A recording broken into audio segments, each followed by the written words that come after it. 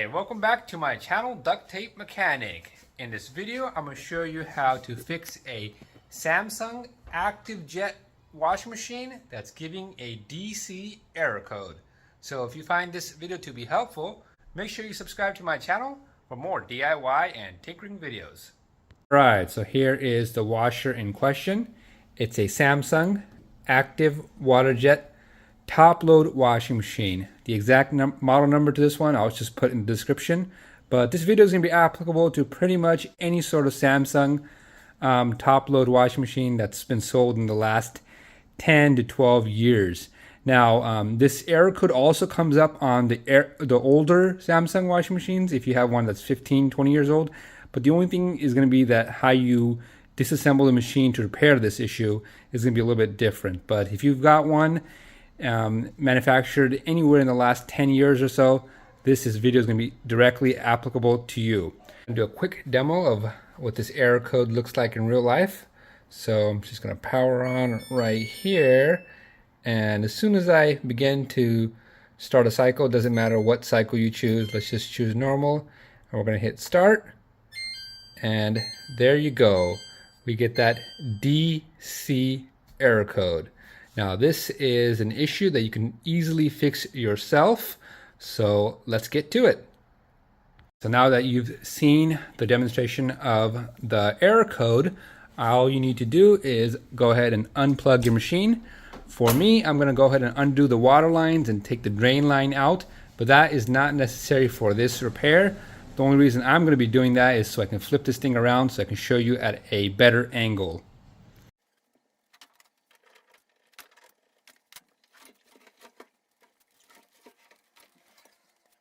Alright, then after that, all we need to do is undo these 5 Phillips head screws. So 1, 2, 3, 4, and 5.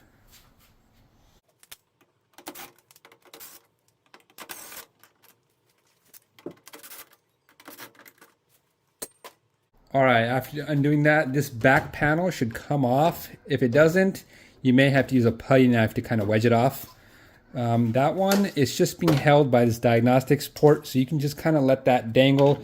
It's not really going to hurt anything. Then after that, we are going to have to remove the user interface panel just to protect it from being damaged. So in order to do that, we're going to have to lift up on the lid a little bit, like halfway, and then just kind of pull it out. We'll just undo the electrical connector right there and get that thing out of the way. Alright, so with these Samsung washing machines, that DC error code is being caused by a faulty or broken door lock mechanism. The nice thing about this is they have this connector right here where the door lock mechanism just can be undone rather than having to undo it from the control board. So all you need to do is just undo this one, and I found that just kind of getting a flat blade screwdriver and sticking it inside the connector kind of does a good job of undoing it.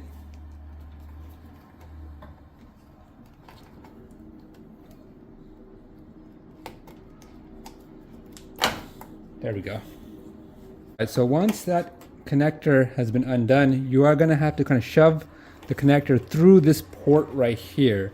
So just go ahead and just push it back until this connector is through that port, and you may have to use a little bit of force to get it through, but this is a water line, so it's fairly flexible.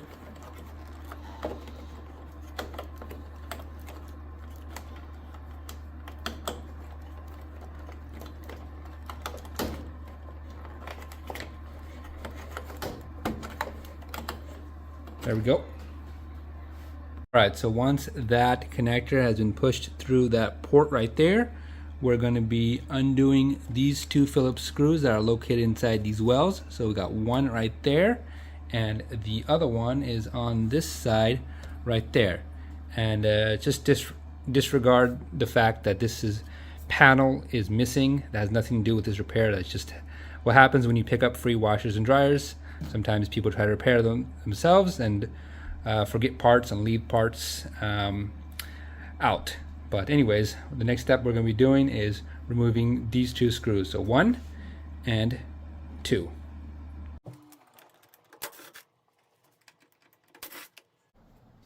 And it's completely okay if these screws don't completely come out of the well, as long as they're loose.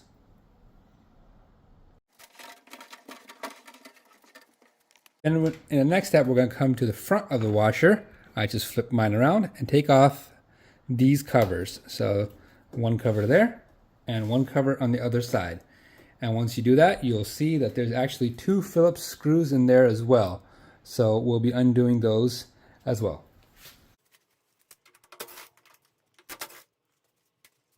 With those screws undone, we should be able to just put the lid back down. I do recommend using a piece of tape to secure the lid so it doesn't snap back and break the glass, but that is up to you. After that, we should be able to just lift this entire top assembly up, and should be able to lift it up and kind of position it in a way where you can lean it up against something or have somebody hold it. Alright, so I've got the top all propped up right here. As you can see, I didn't remove those 2 screws in the front.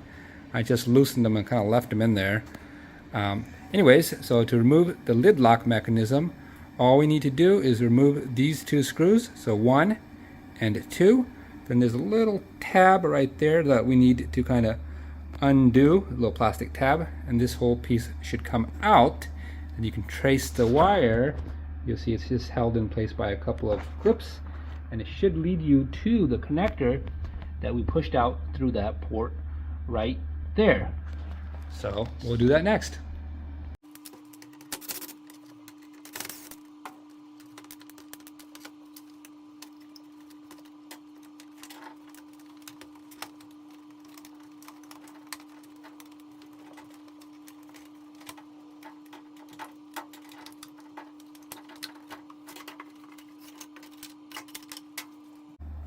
So there was one of these ties securing the wire for the door lock mechanism, so just so you know.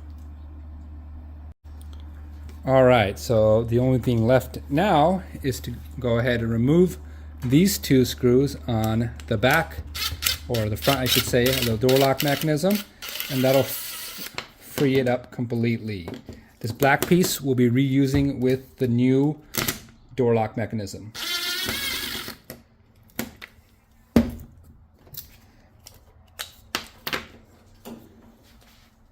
So I've got the replacement part right here. What I'll do is I will provide a link in the description of this video to this exact part, and it should also pop up around now in the video, so you can just click on that and it'll take you to the right part. You can purchase that from there, because that's often the most common question I get on this channel is what's the part, or can you provide a link to the part?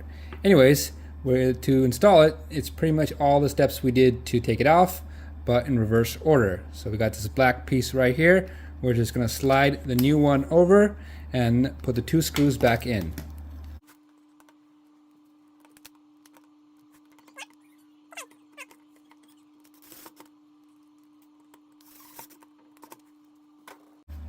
Alright, so with the top once again propped up, we're going to go ahead and put this black piece in, putting it over the 2 holes and pushing in that tab right there, then securing it with the 2 screws.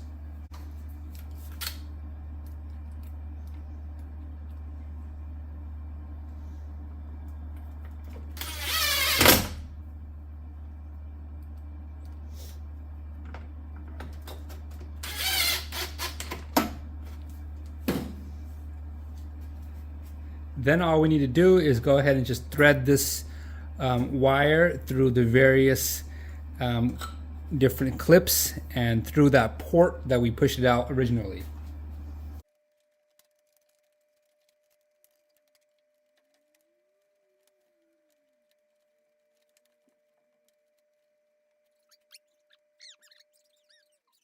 Alright, so it should look something like that when it's all done. Got the 2 screws in, got the wire threaded through the clips, through these ports right here. And we even went ahead and put this tie back on and pushed through that port. Now you will have to push a little bit hard to get it through. Now if you find it impossible to do that, you can go ahead and just undo this hose right here for the water jet portion of it. So you just undo that, pull it out, and push the connector through, them reconnect it. But this is a flexible hose, so you should be able to just push it through with a little bit of force.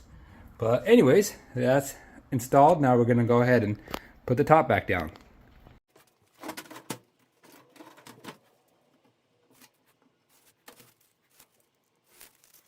So once the top's down, you can kind of move it back and forth until it's in the proper position. It's pretty easy to get it into on this particular model. So you'll know when it's kind of flush with everything right there. And then we're going to go ahead and tighten up those 2 screws in the front. Then go ahead and put this cover back on.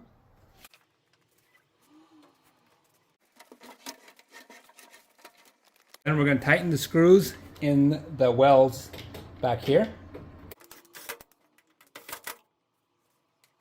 And then we see that this is that connector for the lid lock mechanism that we push through the bottom right here. And here's that hose that can get in the way. But like I said, it's flexible hose. So then just go ahead and connect that up. May have to come over here if it's a tight squeeze. There we go. After it's all plugged in, we can go and reinstall our interface panel right here. So it's just that one connector that goes into the connection right here. So after going ahead and plugged it in, go ahead and position this interface panel back where it should be. It should just position itself quite nicely. You'll know if you got it right by just how it looks. There we go. And then we'll just slap the back panel back on and then put those 5 screws back on.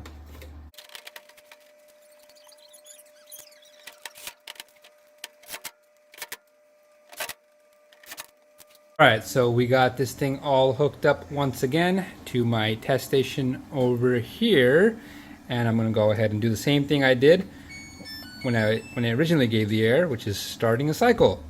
So I've got a normal cycle here set up, and I'm going to press start, and we should hear that lid lock engage.